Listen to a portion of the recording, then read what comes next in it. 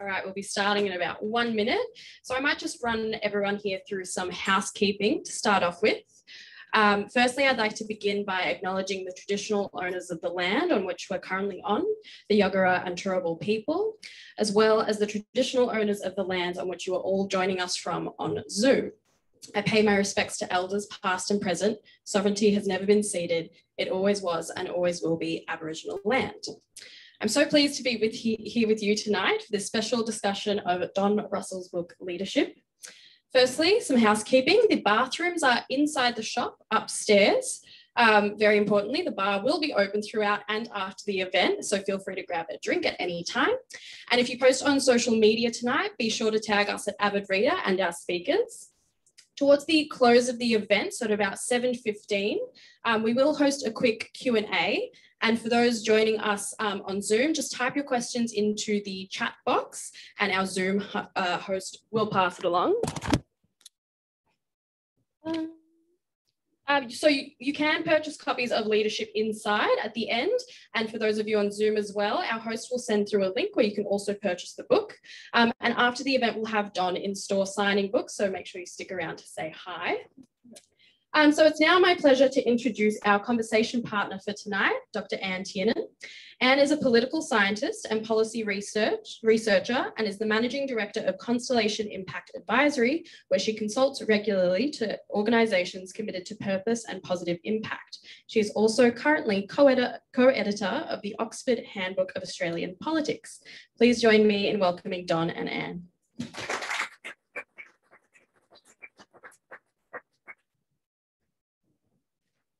Thanks very much. Good evening, ladies and gentlemen, and welcome to this very special Avid Reader event with Dr. Don Russell to discuss the book Leadership, a title in the Monash University Publishing's In the National Interest series. As Jana said, I'm a political scientist. I've spent much of the last 30 years researching, writing and teaching about good governance and trying to support effective public administration and public policy.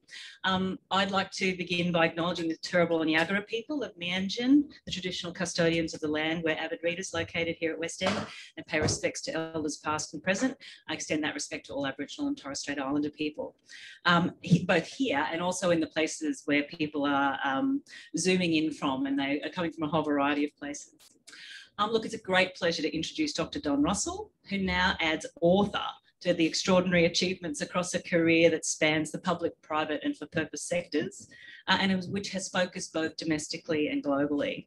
I want to come back to the significance of the diversity of Don's experience during our conversation, because it's actually, I think, quite distinctive and unique. It is unusual. It is unusual, but also very interesting. Now, you might feel you know Don, and certainly his relatives who've come out in droves do, and we must get Don to elaborate on his family's connection with that university up the river. But perhaps you feel you know Don as the economic reformist chief pointy head that Don Watson characterised him as in Recollections of a Bleeding Heart. But I don't think you'll recognise much of that portrait in our guest this evening. As principal advisor to Paul Keating as Treasurer and Prime Minister, Don Russell was a key player, of course, in the golden age of modernisation and reform of Australia's economy. And we'll talk about that too. He was Australian ambassador to Washington in the first term of the Clinton presidency. And then he had senior roles in finance and asset management. Actually, he did a lot of work here in Queensland, I remember, during that time, during the early 2000s, before returning to government as Secretary of the Commonwealth Department of Industry, Innovation, Climate Change, Research and Tertiary Education. Science and Tertiary Education. Science, research and tertiary subsequently education. Something I thought he would never do in state government in the South Australian government, including CEO role as head of the Department of the Premier and Cabinet. Now, I've known Don Russell for a very long time, and he was very, very generous and helpful to me when I was researching my book on the development and evolution of the ministerial staffing system. And that's been in the news this year. And Don was also amongst a cohort of Prime Minister's Chiefs of Staff who contributed to a study of that increasingly important role in the Australian political executive. that was published as Lessons in Governing. He's a really serious thinker about questions of democratic governance, public policy, and much else besides. And I think his analysis and his reform ideas are all the more significant because they're informed by nearly 40 years as an expert practitioner, and one who I think is, provides this uniquely multifaceted perspective that I want to come back to. So it's so good to have you here, and congratulations on the book. Thank you. So tell us about its genesis. I think it's important for people to sort of know, you've done a lot of really interesting and important contributions in the past. And I can think of speeches that you've given, that one you gave at Crawford School that I used a lot in research and teaching. But, why this now? Why this now? Well, to be honest, it really was Louise Adler who said I had to write the book. And she said that I had interesting things to say and I was uniquely placed. And she said that there's a lot of sort of anguish in the community as to why we used to be good at doing things. Governments seem to, actively, harness community interest in doing things and actually achieve things. And why do we seem to have lost that capacity? And she said, well, look, you seem to have some insights into that which might be of interest. And I thought about it for a little bit. And I said, well, I probably am a little bit unusual in my background and experience because I had that time during the Hawke Keating years when I was actively involved with what was happening. But what made my experience particularly interesting was that in 2011, as you said, I did answer the phone and I went back and was the secretary of that enormous department. And one thing led to another, and I took on a similar role in Adelaide. Again, huge merged department functioning around the same issues to do with education, training, skills, science, and research and innovation. And so in the pace of that time from 2011 to 2018, I answered to 21 ministers and worked with 21 ministerial officers. Now, for those who can turn their minds back to that period, this is the Rudd-Gillard period. At any point in time, I used to have about 5 cabinet ministers, but as the leadership issue swung one way or the other, my ministers would leave and then they would come back. In fact, they worked highly professionally. I was quite impressed with their capacity to act with professionalism with each other, and while at the same time plotting to take each other out. But it meant that there was a huge turnover of staff, a huge turnover of ministers and their officers. So I had 12 ministers in Canberra during that period. The turnover in Adelaide was actually a lot less, but there was another 9, including the Deputy Premier and the Premier. So I felt that I had an unusual insight into the earlier period when things seemed to happen and the more recent period. So I thought there was things I could say about that. And then once I started thinking about COVID and the response that governments at all levels made at that, it did appear to me that there were parallels between the reaction, the way ministers, prime ministers, premiers responded to COVID, going back to the Hawke Keating period and particularly the Banana Republic period itself. So it seemed to me there was an opportunity here to make some points about, why are some governments highly efficient? Why are ministers able to deliver on their own agendas, and other times when they seem to go in circles?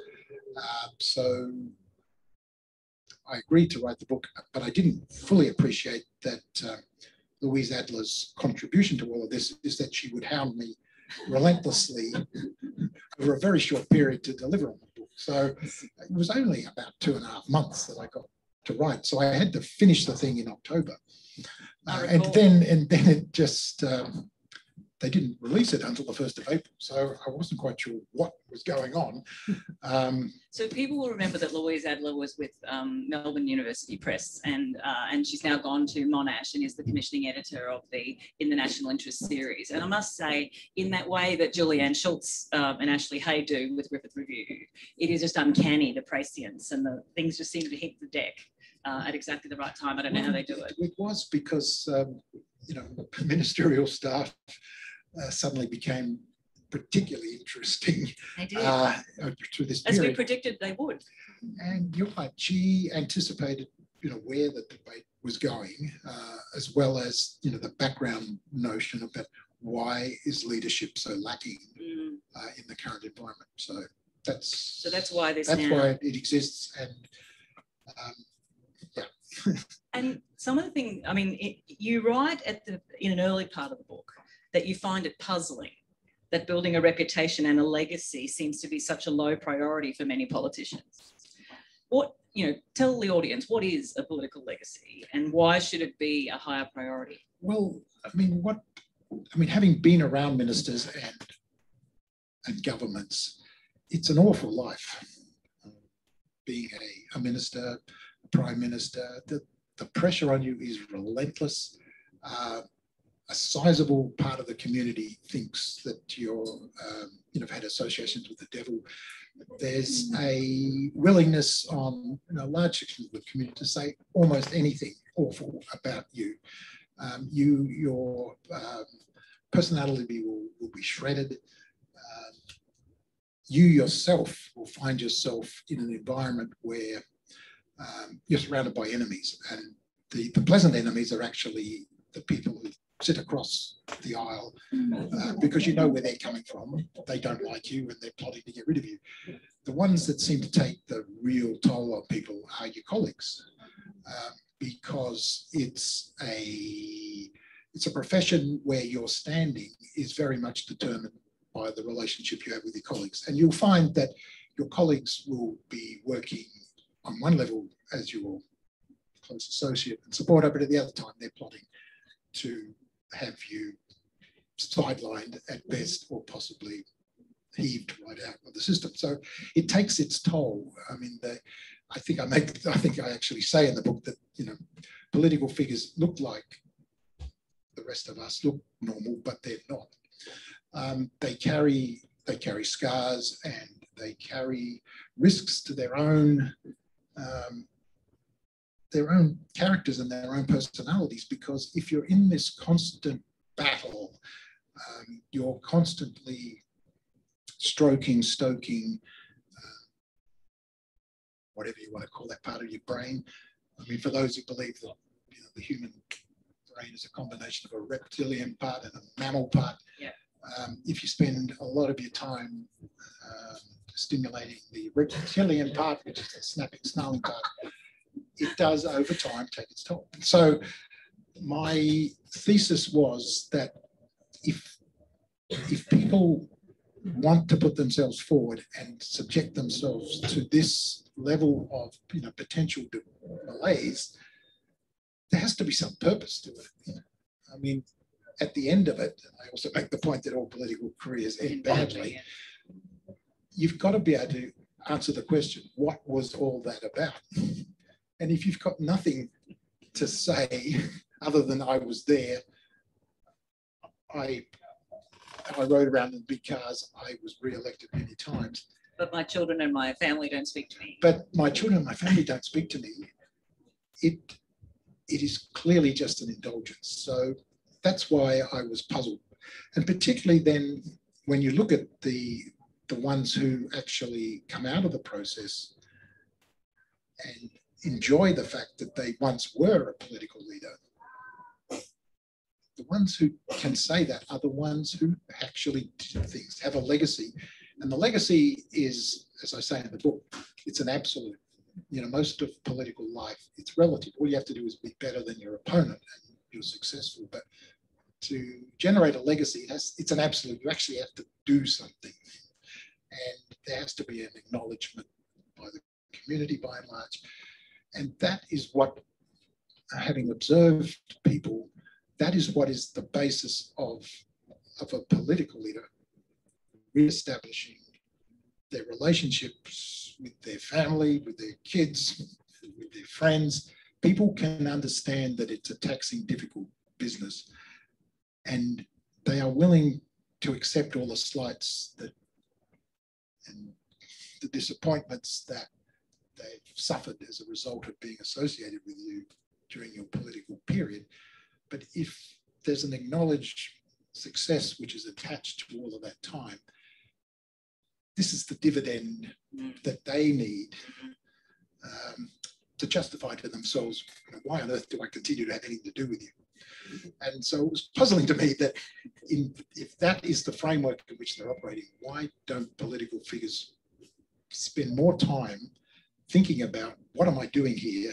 How do I justify the slights and difficulties that I'm imposing on everyone? Why don't I do something? Well, we might come back to that because I wonder if you're not a bit generous to some later. And in the book, and it's something that Don developed in an earlier kind of speech I think you gave back at the ANU in the Chris Higgins lecture about 2005, I think. Oh, that one. Yes, where yes. you sort of distinguish these two groups of politicians, what you call the pleasers, who are characterised as you'd expect them to be in the book, and then the doers.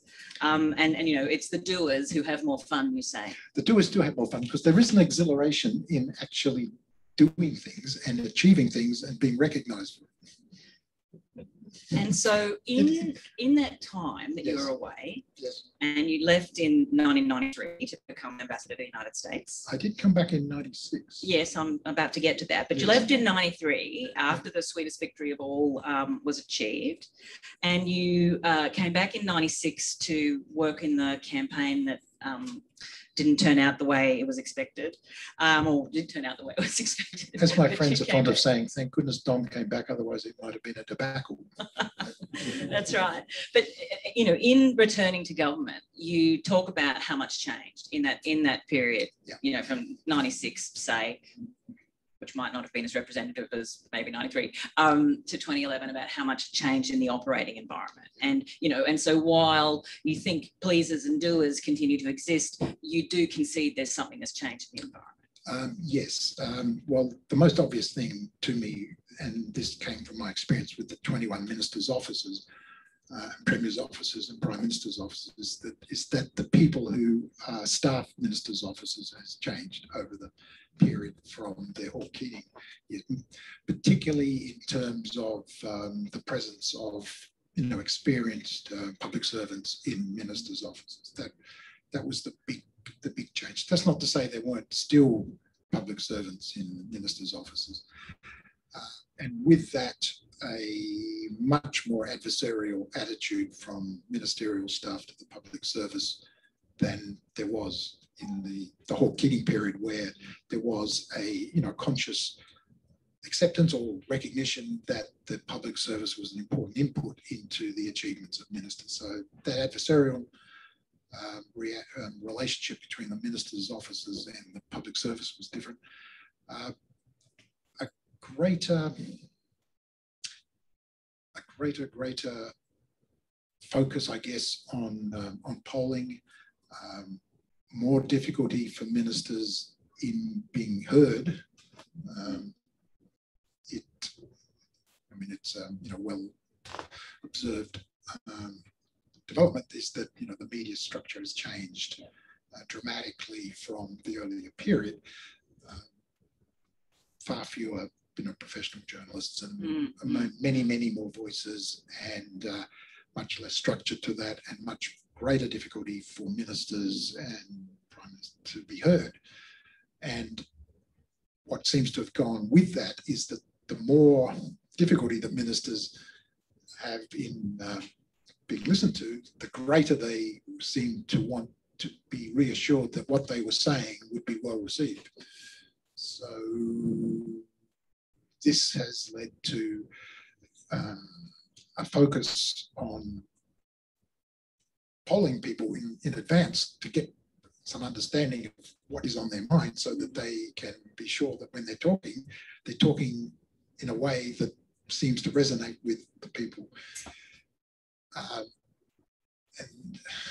And a much greater desire to be structured in what you're saying to make sure you never say anything that might upset anyone.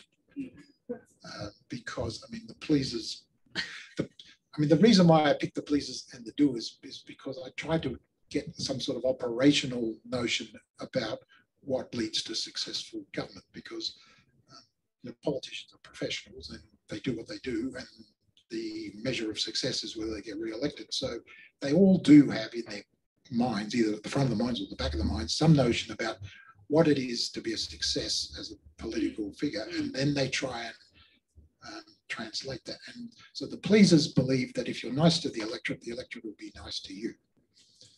The doers have a much more cynical attitude to the electorate. They believe that the political class is tolerated, and the electorate basically believes that they should always have the upper hand, and that they keep political figures there as long as they can see some purpose, and in other words, being useful.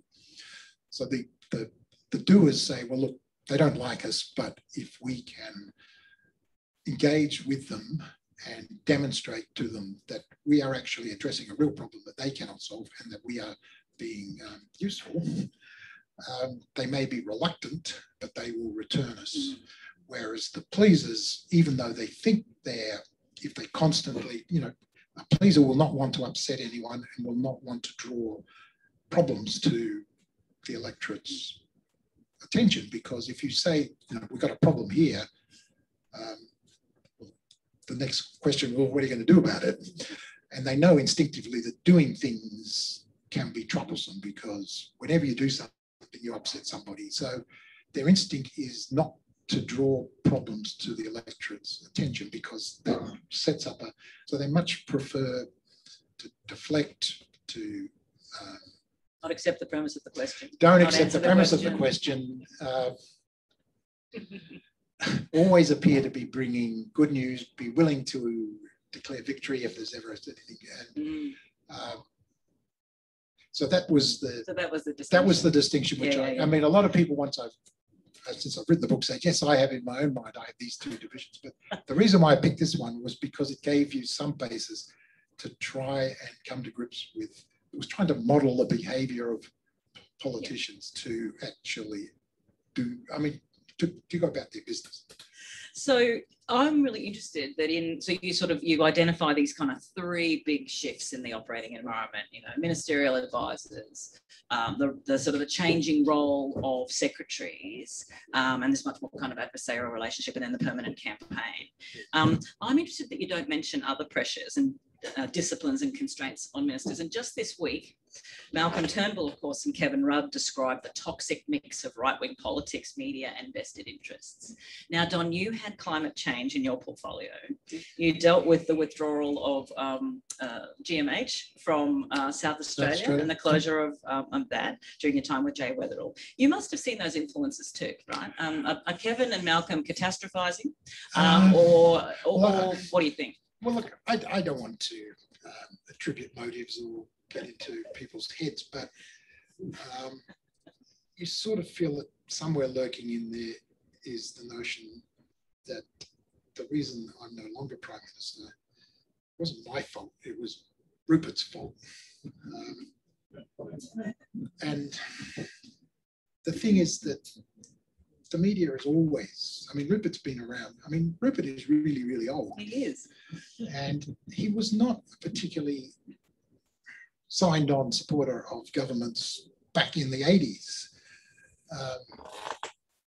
It was, you had to conduct yourself with a backdrop that significant sections of the media, and the thing about the media in the good old days, or the golden age, was that they were really powerful. People read newspapers. And look, they actually watched the evening news. And columnists, people would wait all week to read Ramsay to find out what it was that actually they should think about. Those columnists were treated with great deference. And because they were treated with deference, they were on the drip. They knew what was going on, because they could just walk into any minister's office or the Prime Minister or whatever and say, well, what's on your mind? What are you doing? And so in some respects, the media was more powerful because it mattered. Now, people don't watch the telly. They barely look at newspapers. It's true that proprietors continue to behave as if they matter. But it has become much more difficult to communicate when everyone thinks that their opinion is as valuable as Ramsey's opinion, and they feel quite entitled to promote their opinion on social media or whatever. So it's much more difficult to conduct the conversation, but it's still there. You can frame, it's how you frame the question and how you get people's attention. And that's the point I was trying to make about COVID, is that when there's something serious going on, people will listen. And it doesn't matter if the proprietor has an axe to grind or there are mechanisms, there are ways for a political leader on their game to frame the question, to actually control the agenda. And that was the other point that I made in the book, was that the Hawke Keating attitude was always, this is what we are going to talk about, rather than what would you like to talk about? And the pleaser always is on the lookout for what would you like to talk about, and I will talk about it. But once you do that, you have no control over the debate. You have no control over anything. You're just waiting to be a victim. Or a non-doer. Or a non-doer. And so even in the modern world, where it's very difficult to get anyone's attention, if there are problems and you can frame the problem in a way that people understand, because the key thing is that when you frame the problem, people have to say, you're right, that is a problem. I mean, if you've got things going for you, because if you stand up in a public place and say, we have a problem, people are going to say, well, this is unusual. I tend to suspect that the person's not lying. It probably is a problem. And this is a completely different conversation between a political leader and the electorate, because you've said there's a problem and people have probably said, he's not lying or she's not lying. This is unusual, because normally when a political figure speaks, the first instinct of the person listening is, I don't really believe what they're saying. So when you stand up and say, we have a major problem and we have a major problem, there's a good chance that largely, unless you're being completely silly, there's a good chance that people are going to say, he's got a point, she's got a point. Now, it takes a nanosecond for them to then say, you're right, there is a problem. Now, what are you going to do about it? I mean, there is empirical... And that changes because they're now listening. They're listening. Okay, what are you going to do about it? And so once you've got their attention, you can tell them things. And I mean, you know, it is true that empirically, public confidence and trust in governments went off a cliff from 2007 onwards in Australia in the Australian Elections Survey, and it went down. And the one time it's come up is since the COVID-19. When the political leadership stood up and said, we have a problem, and the electorate said, what are you going to do about it? And the leadership said, this is what we are going to do. And a lot of the things we are going to do were really quite difficult. Like, you are going home and you are not leaving your house. It was kind of more remarkable for the fact that it happened rather than the fact that it didn't happen, you know, because pleasing has been more a characteristic, I think. And you know, to your point, maybe the public holds people in contempt for that. They do, because if you're constantly saying, well, things are okay, and a lot of people's circumstances are not okay, every time you say, look, you know, things are pretty good, you are right in the face of the reality of a lot of people in the community. And they know that when you say things are okay, they know that you're not going to do anything about it. Now, remember, Don was a diplomat for a period of time in his career, and he argues that a lot of the constraints on ministers derive from disciplines that are placed on them by political strategists. Now, those might be in the party, they might be in the Prime Minister's office, or they might be others in the central courts around the Prime Minister.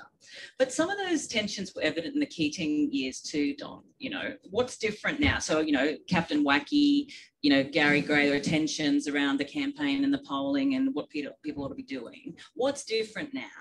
That those, I mean, I think there's many more of them maybe, but how come they have much more influence now?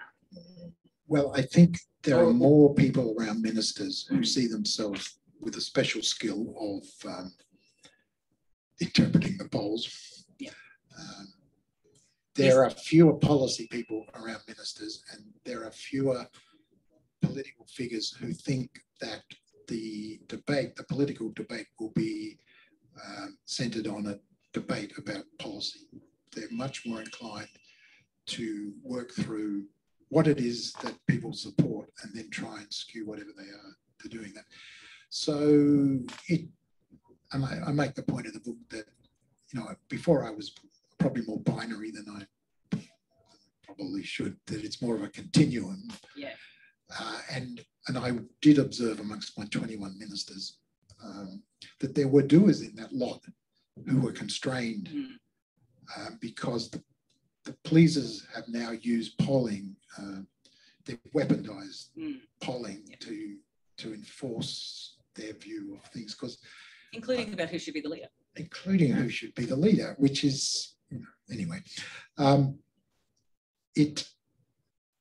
can't remember. It's very difficult for a minister to argue for something in the face of the polling. It's almost like that's the end of the story. If you think that the right approach is to deal with this problem rather than appear to deal with the problem, and if you think that if we explain to people why we're doing this and then deal with it, if you think that you'll win the argument, but the polling, because you haven't started yet, this is just what people think.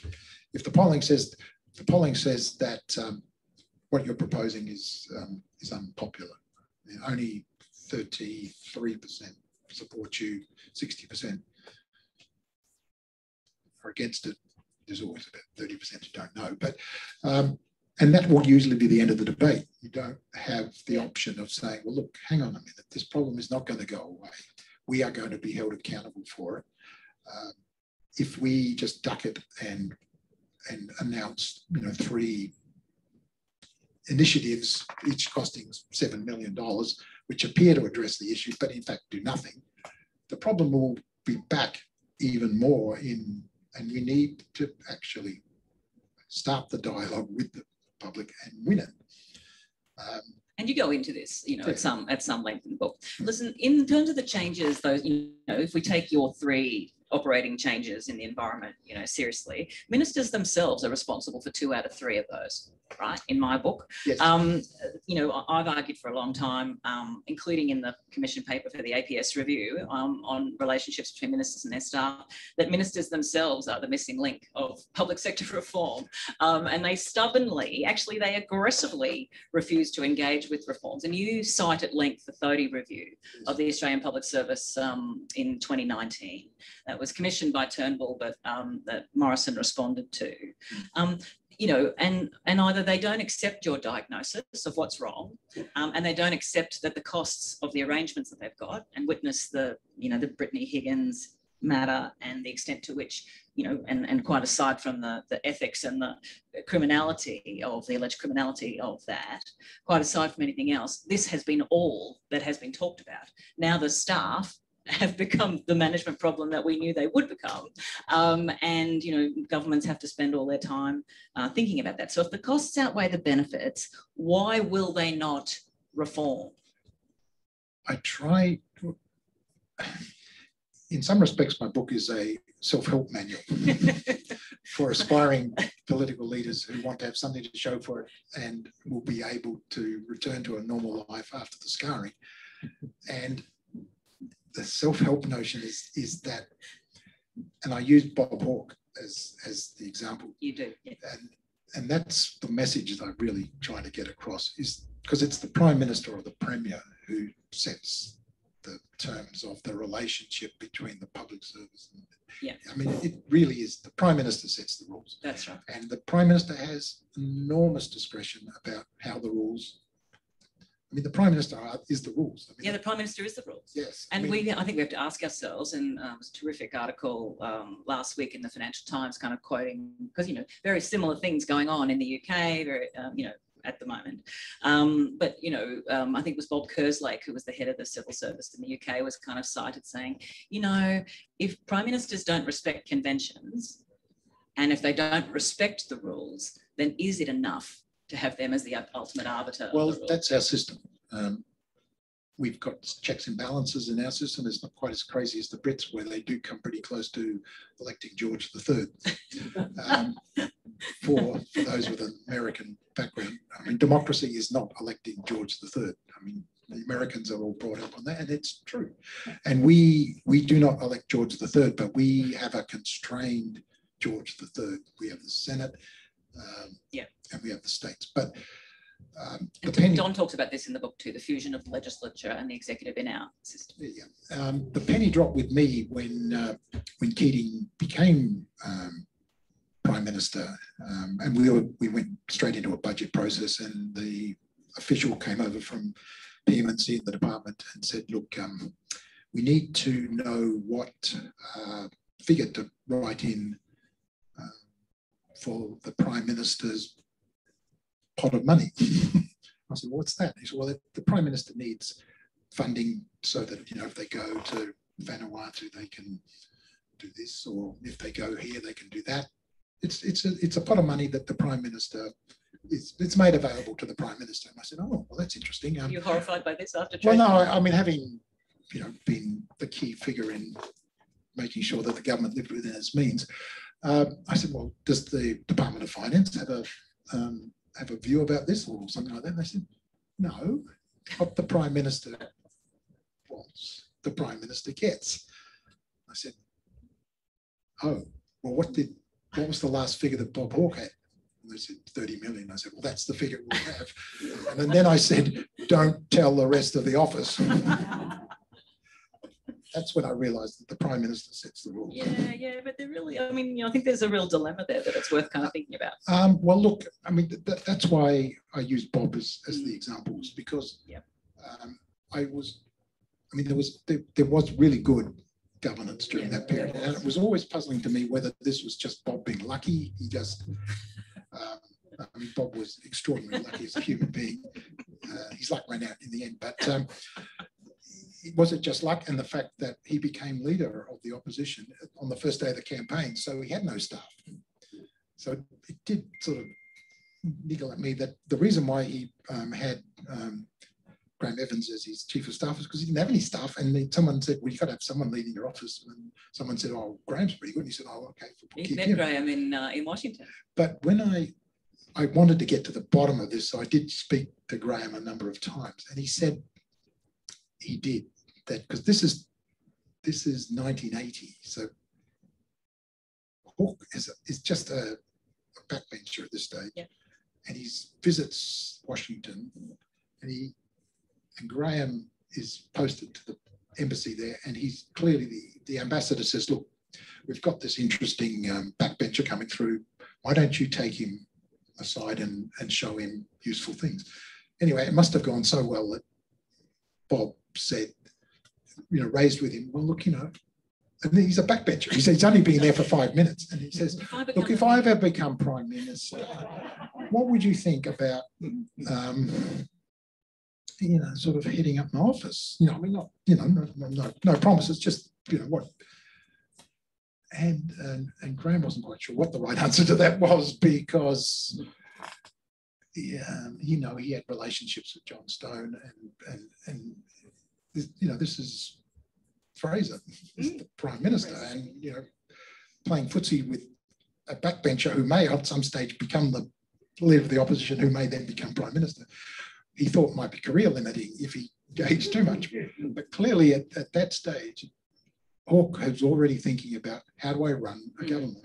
And I thought that is fascinating, because it showed two things. One, he had a very strong sense of his own destiny, that he was going to be Prime Minister, but he also had thought far enough ahead to say, well, if I was Prime Minister, how on earth do I make sure that I'm a Prime Minister in keeping with my own self-assessment of my abilities? And academics would call that organisational capacity. And well, that's what struck me. And he knew instinctively, or, you know, whether he was trying to make sure that the Whitlam debacle wasn't repeated. And I'm sure he also had at the back of his mind that he needed the support of the colleagues. And at that time, the colleagues thought he was a womanizing drunk. So he needed to demonstrate that there was a discipline around him. But it doesn't matter what he was doing. He knew that the path to success was to put himself in a disciplined framework. So, and that is at the core of why the ministers, because the ministers were extremely active during the Hawke Keating period, but they were like freed up to be innovative because there was enough discipline around the cabinet to make what they wanted to do. You know, they had very clear ideas about the goals and the priorities and the types of policies they wanted, but they did it within a cabinet framework where the public service was given the opportunity to provide advice around what the ministers wanted to do. And that really came from Hawke, and Keating had the same attitude. Well, and that's how I ended up in his office. But I think, you know, the diminution of that kind of cabinet process is really clear. Well, it's really apparent. That's because when it comes up now, people constantly badger ministers and prime ministers and say, look, you need to do this, you need to do that. Yeah. What they're hearing is you're trying to curb my prerogative. And they say, well, you're going to try and stop me from doing what I want to do. And I don't like the sound of that. And so they say, no. They're not thinking like Bob was thinking. What do I need to do to make sure I'm successful? And if I embrace this type of arrangement, that is going to enhance my capacity to be, you know, a superstar Prime Minister. A winner and have a legacy. Yeah. So towards the end of the book, Don, you note that lots of people are nostalgic for the Hawke and Keating years and are dismissive of the quality of recent governments. And you know, and you've said there are exceptional characters, but you, and this is a quote, you do not subscribe to the notion that somehow ministers are now innately less able to contribute. I think you're too generous about the quality of many of the people holding ministerial office in this country, actually. You declare yourself an optimist. I am an optimist. I'd really like to be, but I don't see the evidence, even taking account of the operating framework. And I'm, I make no personal partisan remarks, I wouldn't do that. But isn't there something fundamentally wrong with the way the insular and professionalised career class self-selects on the one hand, and the inherent lack of diversity of view, life experience, gender, and every other kind of, dimension on the other? Isn't there something wrong? Well, a couple of points. I don't want to subscribe to the notion that there was a time when giants strode the stage, and we're now, unfortunately, in the hands of the pygmies. And there's a lot of economic writers from that period who'd like you to believe that. Yeah, and it's true there were some exceptional people from that period. But I don't believe that human capacity peaked in, 1983, and ever since then we're in decline. There are exceptional people and still around, but because, the gene pool hasn't changed, we are still capable of doing amazing things. But it's also, you have to remember, part of the reason why Hawke was successful was that he inherited the Hayden cabinet. And because of the Whitlam debacle, the party deliberately went out and found interesting people. I mean, that's where Button comes from, and Evans, Gareth. These are unusual. And they were unusual at the time. It wasn't like, and so are we capable of finding another Gareth or another John Button? There's nothing in our structures that prevent it. All we need is things to get bad enough, because that's how we haven't seen another wave of Buttons and Gareths, because that was a conscious decision by the Victorian branch. Well, I mean, I think that's my point is, there isn't a whole lot of appetite for reform, party reform. And, I'm worried that the sort of socialisation of madness of the last kind of 15 years of hyperpartisanship and short-termism and all that kind of stuff. It means that if you do have exceptional people, they will not come forward. Yeah. I don't think that's true, because the people that you're looking for are people who have a really, really entrenched view that they know best. and that they, just like Hawke, he believed in his destiny. The Americans are very fond of saying, well, look, you know, our systems, you know, the pits, it's designed that way. But what it has the capacity is that when the moment comes, the right person will come to the fore. And they've always believed. You've always said that. Yeah, no, the great strength in the Republic. Well, I've always said that America's a self-correcting democracy. I'm becoming a little bit just a bit afraid, but I still believe that that is their great strength. And in some weird sort of way, the current president is the person they needed to rise up. I mean, he wasn't the right person 10 years ago, but he is the person. And but they have had this history. I mean, George Washington himself, extraordinary human being. I mean, how on earth did they pull 13? I mean, we have problems with the states, but the Americans, and we like to think that, you know, only recently things have got really disheveled. Their origins are totally disheveled, but they managed somehow or other to get 13 totally adversarial states to agree to a constitution and then build a centralized, powerful, and that owes a lot to Washington. I mean, not only that, he had to fight a war as well and then run the country. And to the personal restraint and self-knowledge to leave after 2 terms. Yeah. And so, and I think that's still the case here, is that, I mean, the worse things get, the more likely it is that we will grow. I mean, all we need is a few. The thing about a successful cabinet is you don't need 26, 30 top-notch people. No.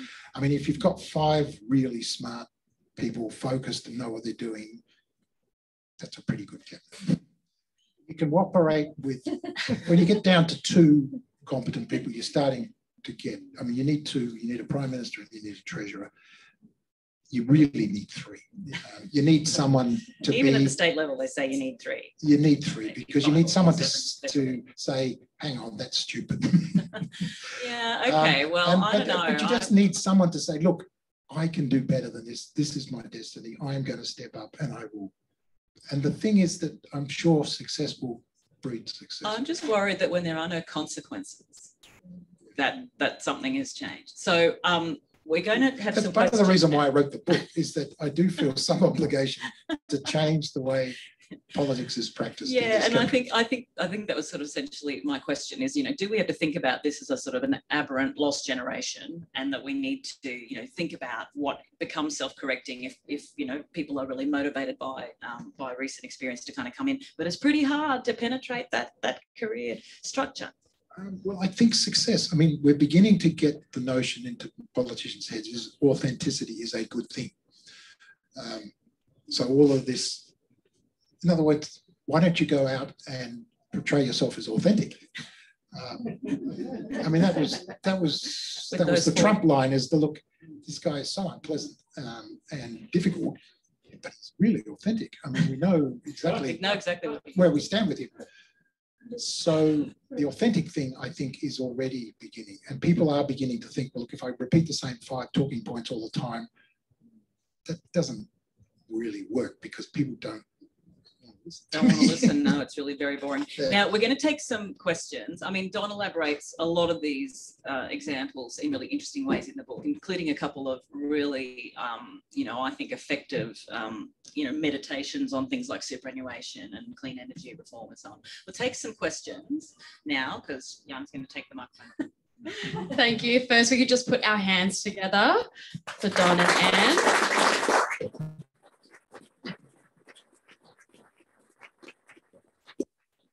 And I think we'll actually start off our Q&A with a question we received over Zoom, which is quite fitting off the back of what you were just saying.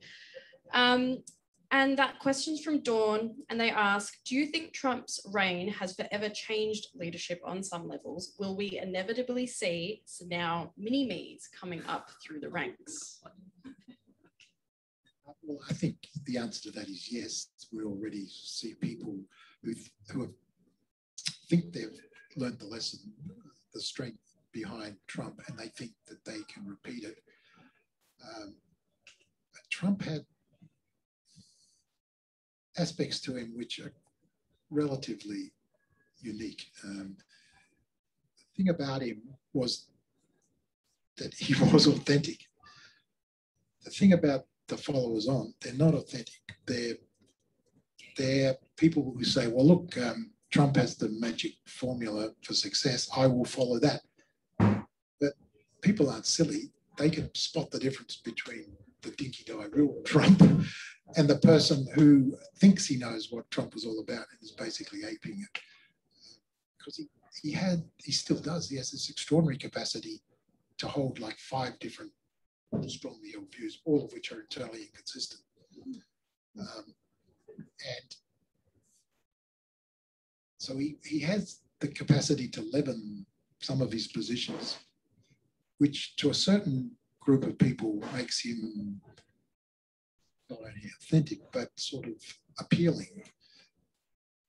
Most of the people who are aping him are not appealing. They don't have, there's a lot about Trump that's not that appealing, but for a certain group of people, they quite like the way he, from the heart, was able to lead them in hating certain people that they hated. So, and Ted Cruz is less convincing on that. He just looks like a phony. Like he's a born again Trump midget. Other questions from the audience then? We've got a little bit of time. Yeah. Wonderful conversation. Thank you so much.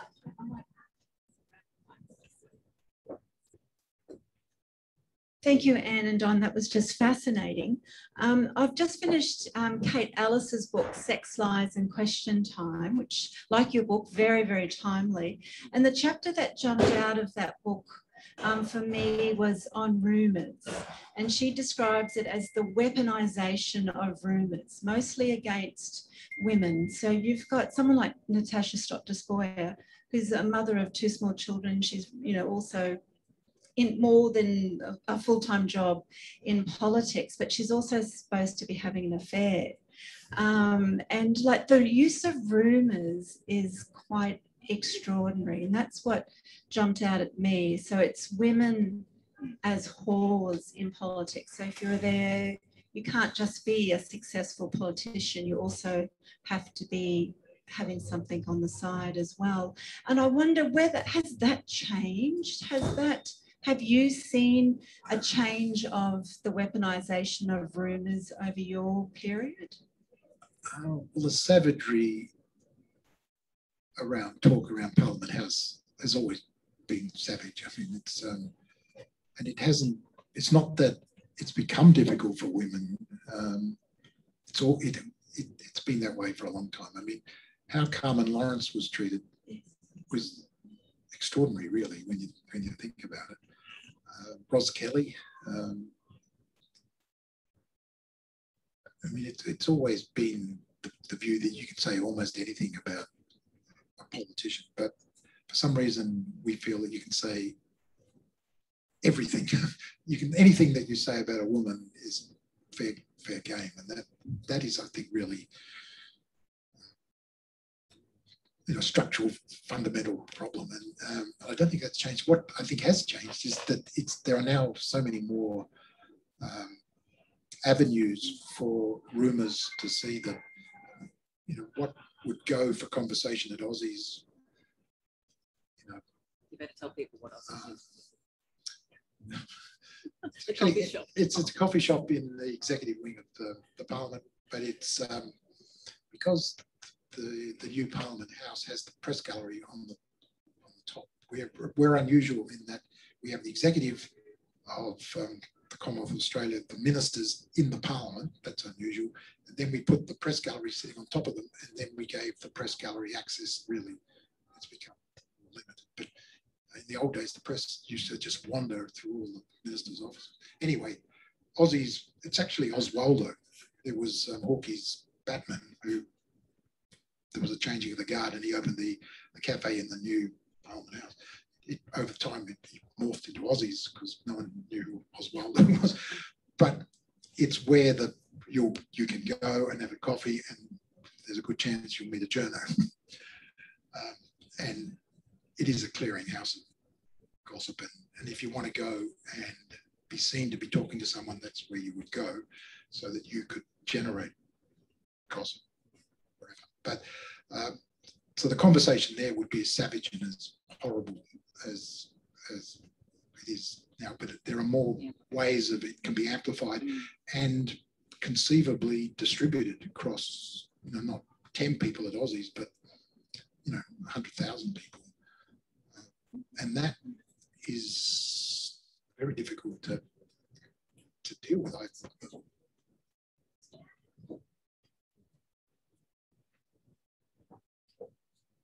felt listening to your discussion that it was a little bit like sort of cricket before the body light series, that there was that famous expression that there's two sides out there and only one of them's playing cricket.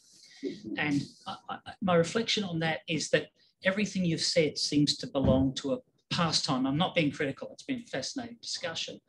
But that view that I feel like all these discussions about governance seem to be completely irrelevant now. There is so much poor governance going on that it's just so hard to take what you've said. Like, of all those things you've said, which Liberal ministers do you think are really trying seriously to tackle the types of things you're talking about? Well, that's why I wrote the book the way it was. I'm trying to appeal to their self-interest. Because people who say, look, things are awful, things would be better if you did the following things, which most of them are directed at the freedom for ministers and prime ministers to do whatever they like. That conversation won't work. The only way we will get a change to how governments operate is if the prime minister thinks it's in his or her interest to change it.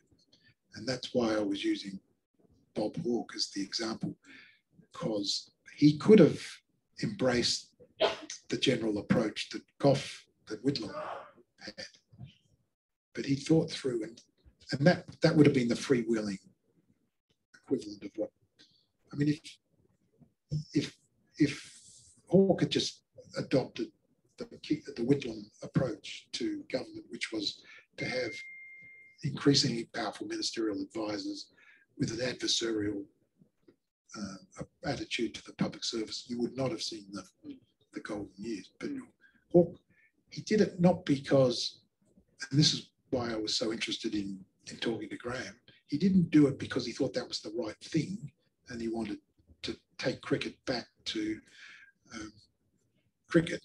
And he wasn't saying, well, I'm not going to be tainted by the body light. He was saying to himself, I want cricket because I think that will help me be a highly successful and acclaimed prime minister. And he was dead right. And that's what I'm trying to get in front of potential prime ministers. Look, if you want to be celebrated, if you want to have a long career, and when you're finished, you want people to think not only well of you, but to have you acclaimed and put you in the history books. This is what you have to do. Yeah. And they have to want to do it, because if they don't want to do it, you're right, nothing's going to change. Yeah, no, I think that's right. And I really struggle to think of one person in the parliament in the federal parliament who cares enough about this stuff. Not, Faulkner and Ray and Hawke and people like that actually sort of cared about this issue. I'm kind of struggling to think about it. I just reread Michael Ignatieff's book, Fire and Ashes, the Canadian leader who led the Liberal Party to the historic wipeout defeat of Western Australian proportions. And he wrote this fantastic book afterwards about, meditating on politics. And I was reminded of it, Don, reading yours. He talks about sort of the calling of politics and the nobility of it and what it should be. But he also talks, to your point, about how he described the Harper government as less a government than a motorcycle gang, which I think is a really interesting kind of thing to think about, and that there was not one vote, no one. They tried to make these kind of political issues and they couldn't get any traction around democratic governance, around these kinds of things. But in this state, those things did come to something, and it did get so bad that there was reform and change. So I guess we'll have to agree to be optimists, perhaps. Well, I mean, as I said, I was having a drink with Jim Murphy just before I came here. I mean, I know Jim who's Premier Palaszczuk's chief of staff. And was well, formerly that's the point Treasurer. of the story, is that I knew him in the Treasury. He was the under treasurer here in the current government. No, in the one before. The Palaszczuk government, yeah. Yeah, having been re-elected, she thought that what she needed was a new chief of staff. So, Jim's taken on that role. You could see parallels there with the Premier wanting to have a discipline structure around her with the Hawke belief that he wanted to have a discipline structure around him. And not because he was being forced to do it, but because he thought that was a good idea. And I would imagine that the Premier here is not doing that because she feels forced into it by academic observers and nagging ministers. No, damn it. She would be doing it because she thinks that is in her best interest. And that notion has to be nurtured, developed and magnified, that it's in the Premier's interest to have that sort of structure. Not because they should, but because it's to self-interest, which I think, self-interest. We know it's trying, right? It's Self-interest your will always boss's be trying. Yeah. famous quote. Have you got any Paul Keating quotes for us tonight, a recent one? Because I think that's fair, given that people have turned out on a Friday night before a long weekend in numbers. It's true. I'm trying to think something about superannuation.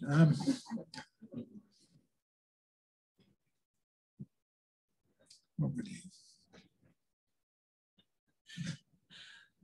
No, it's not fair. You need time to think about it. But maybe when you're signing books, you could think about what he'd say about the vaccination rollout and whether a state government would survive a delivery failure on that scale. Now, on that happy note, can I thank Don on your behalf, but also the team at Monash University Publishing, including Louise. Some really interesting titles are coming out in this series, and I think you should keep an eye out on them. Some quite unusual contributors to them, not including our current guest. Thanks so much to the team at Avid Reader. Yana, Chrissy and Fiona. Brisbane's so lucky to have a wonderful independent bookshop, aren't we, which supports this diversity of writers. And if you're zooming in from somewhere and you're visiting Brisbane, you need to come to Avid Reader at 193 Boundary Street, West End. Thanks all of you. And also we are sitting in the outdoors under a tree. Well, we thought it was really cold, I think, last night. We had jumpers on, but you probably won't think that, Don. Given your experience. Really, you can get copies of Don's book here at Avid Reader, and I know some of you have already bought it, or you can order it online from Avid Reader. Don will be signing books, and I said to him, I hope he didn't get a cramp in his hand. What I'm really disappointed we didn't get a chance to talk about was, his argument around the pandemic as this opportunity for resetting political leadership around Australian exceptionalism, and that it's really not guaranteed. So I highly recommend the book to you. Thank you so much for turning out. You've been a very patient audience, and we look forward to you talking to Don over book signings.